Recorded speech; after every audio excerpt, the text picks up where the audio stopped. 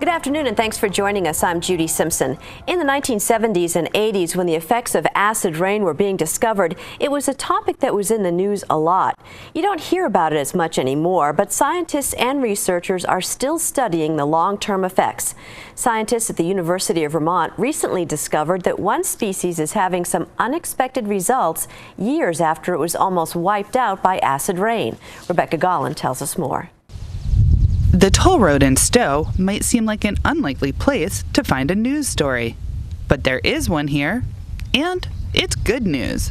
What I found during that project was that, yes, they've recovered, but the trees actually were growing better than they had in the entire record of their growth. Even a tree this size can be, 40, 50 years old sometimes. Alexandra Cosima is a staff scientist with the University of Vermont's Forest Ecosystem Monitoring Cooperative. She's talking about red spruce trees and a study she completed that produced some unexpected results. So this was really surprising. We expected them to, recover, but maybe just kind of go back to status quo. And here they were growing great, growing amazing. And so this opened up, this is how science and research happens. You stumble upon stuff a little bit unexpectedly. To understand Cosima's surprise, we have to take a step back and look at why red spruce was an important species in Vermont. It was so valued that when Americans cleared the land in the 1800s to have hill farms and have sheep, it was the dominant tree that they were cutting out, building with, but also exporting. Burlington, as a timber mecca, exported a lot of its red spruce up and down the Lake Champlain through the Richelieu, etc. So it was a species that kind of loved to death. Paul Schaberg is a forest health and productivity specialist with the U.S. Forest Service. He comes in to investigate when there are unexplained or unexpected changes in tree health. Tree species suddenly starts to decline. The crowns are dying or its growth is going down, and we can't figure out why. It's not insects on the tree or something. Then we start doing studies to try to evaluate what's going on, why, and, can we correct that? Schaberg has been studying red spruce trees here in Vermont for decades.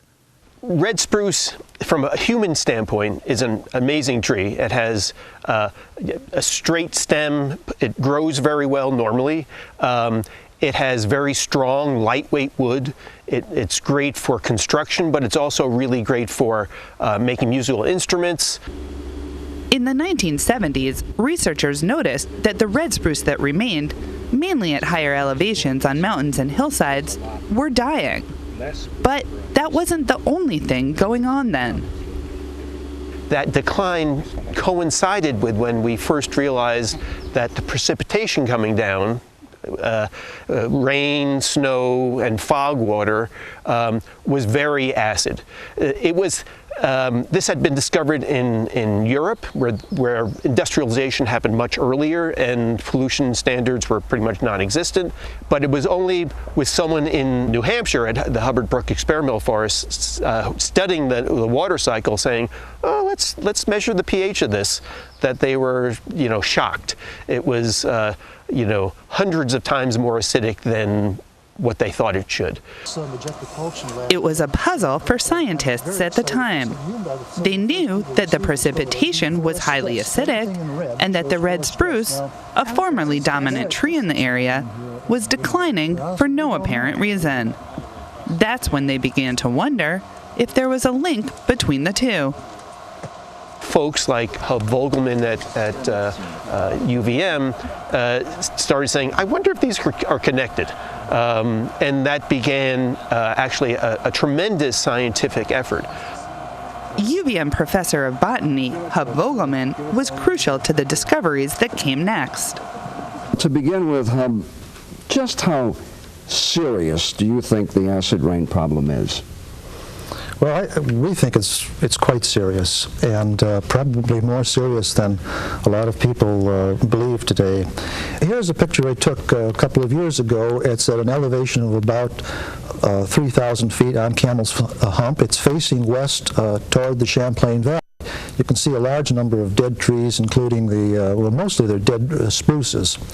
The work of Vogelman and others led to the 1990 amendments to the Clean Air Act, which reduced the sulfur and nitrogen that were the main culprits in making the precipitation so acidic. But Schaberg was not done with red spruce just yet. We kept looking at red spruce. So we actually, in the 1990s and early 2000s, figured out what was the mechanism? What was it about acid deposition that was reducing the cold tolerance of red spruce and making it susceptible to freezing injury? It was the last piece of the puzzle about why the red spruce was so affected by acid rain. The key was calcium, which the acid deposition leaches out of the soil, leaving the tree more vulnerable to the cold. A massive winter injury event in 2003 further damaged Vermont's red spruce population. It was a few years later that Cosima began the work that led to her study. We were still looking at what we thought would be the downward trajectory of these trees that had been so badly damaged in 2003. And indeed, she found that the trees were growing much worse for 3 and even 4 or more years after that winter injury event. But she studied that far enough away from that big event that even though there was this decline for years, then the trees rebounded and they started growing better and better, so that they were growing the best they ever had in their entire lives. And that was shocking. I was looking at that. Why is this happening? What are the climate, environmental reasons that could explain this growth? Is just happening in some plots? Is it because of our complex land use history? There's so many different factors that affect growth. And so taking a large number of samples, so looking at a lot of trees, over 700 trees, a large range of sites, so we're not just looking at one state or one location, so it kind of tears out all that variability, and then doing a lot of statistical processing, we can actually look at what climate or environmental variables explain that growth increase. Working with collaborators from around New England and New York, Cosima looked at samples from over 50 sites. She found that lower amounts of acid precipitation were pivotal to the renewed growth, along with the unique ability of red spruce to use the weather to its advantage.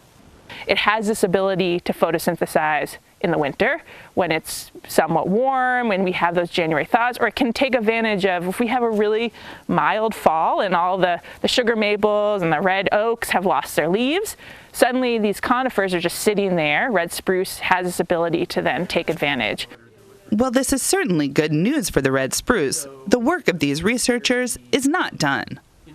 We now have a remarkably good understanding of the trajectory and the niche of red spruce, a very important species, but red spruce grows in a forest with lots of other species. And one obvious question that comes up is, so red spruce is doing all right, what about these other trees? It's a great story for right now, and we don't know what the future will hold for red spruce and for other trees in our forest, and that's why we continue to research these things and look at growth, look at physiology, look at how climate and environmental factors are affecting these trees, because we need to understand those dynamics to predict future changes and what will happen. It's a good news story for now, but the ending still isn't written. And that's why these researchers don't plan to stop until all of their questions are answered. In Stowe, I'm Rebecca Gollin with Across the Fence. Thank you, Rebecca. Joining me now is Alexandra Cosima and Paul Schauberg, who we met in the video. Alexandra is a scientist with the University of Vermont's Forest Ecosystem Monitoring Cooperative, and Paul is a forest health and productivity specialist with the U.S. Forest Service. Thanks again for coming in. Thank you. Now, Alexandra, for your study, you looked at samples from over 700 different trees, individual trees, I should say. That sounds pretty labor-intensive. How did you get those samples, and then what did you do with them once you got them back to the lab? It is very labor-intensive. We actually take a little increment borer and core the tree and extract a pencil-sized piece of the wood. And so we relied on collaborators in the region to get a larger scale, spatial scale of data. And scientists are doing this more and more, looking at broader scale questions. And so it needs a lot of people to do that work. And I brought actually in a tree core, which is an example of what we extract. But that's the first step. And then from there, we actually have to correctly date each individual ring. So we have to make sure that if we say it's from 2010, it actually is. So that can be quite a lot of work to get that point. And so what did you find out from these samples? We can find out a lot of things. We looked at the response of environment and climate, as well as some site characteristics on the growth. But scientists, climatologists have used tree cores to reconstruct historical climate. You can look at productivity for timber, so how much carbon sequestration are trees doing every year, carbon storage, response to insects and disease. There's many questions. And the beauty of a tree core is that with one sample, this is 170 rings, so a 170-year-old tree about, and you get a year of data for each one of those years. That's incredible. So this information is being used for a lot of different things. It is, and that's actually why we've created a dendrochronology database, and so it's a repository for scientists to put this data available to other researchers so we can ask really broad-scale questions using lots of trees across many species. Now, Paul, as you said in the video, there are a lot of other kinds of trees in the forest besides the red spruce, some of which are also vulnerable or sensitive to damage, like the sugar maples. Any sign of a rebound in these other species? Well, not yet. So we've been looking at that and just starting to do a similar broad-scale analysis. We suspect that there should be, but there's also reasons why sugar maple may be slower to improve because there's a lot of other stresses other than winter temperatures that restrain its growth. And so what other effects did the acid rain have on the forest ecosystem? Acid rain had many effects, and tree health was actually one of the later ones we looked at. Acid rain mobilized heavy metals and things like aluminum and put them into lakes and rivers. There was very famous fish diebacks in the dead lakes of the Adirondacks. Right. It even eroded monuments like statues and things, and even infrastructure like bridges. So it had a lot of effects. And so are these areas recovering? So some of those areas we definitely know are recovering. The lakes are improving. There's less erosion of infrastructure, but we haven't looked at everything. Soils are starting to recover, but not entirely. Makes you wonder what it was doing to us. Well, actually, there were studies to show that if people were hiking and breathing in air from clouds that were acidic, that it was damaging to lungs. And so, Alexandra, are you seeing this success everywhere that red spruce grows?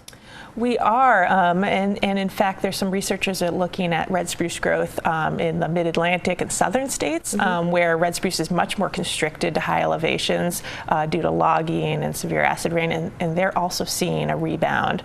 And what's interesting, even in places in our region like Maine, where there wasn't quite as much acid rain, we're seeing increase in growth too. So it seems quite broad scale.